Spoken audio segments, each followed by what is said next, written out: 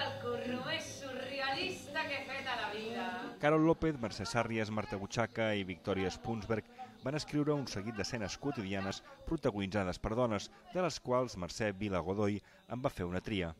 El comú denominador de totes és, en bona mesura, la insatisfacció que es viu al carrer actualment. La misèria de fer de maniquí, inclús, per haver-te de guanyar la vida, ja m'estava portant cap a alguna cosa que dic, ostres, a mi ja m'està servint com per poder connectar les històries, no? Hi ha una insatisfacció en la que et pots sentir molt identificat, tu com a espectador, o bé per la precarietat laboral, o bé pel desamor, o bé per l'amor. En este país siempre dicen eso de esto es lo que hay, que esta frase es un puto eufemismo, porque lo que quieren decir es jódete, nada va a cambiar, resígnate.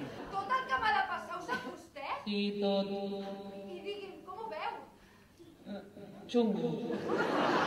Crec que a vegades està bé, no?, intentar trobar un punt de crueltat sobre aquesta insatisfacció vital, que és a la que al fin i al cabo estem parlant a l'obra. El joc escènic funciona i bona prova n'és el fet que ja s'ha relacionat l'invent amb els de teatre.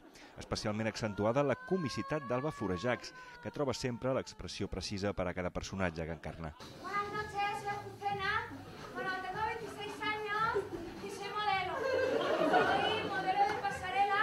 He pasarelado durante mucho tiempo.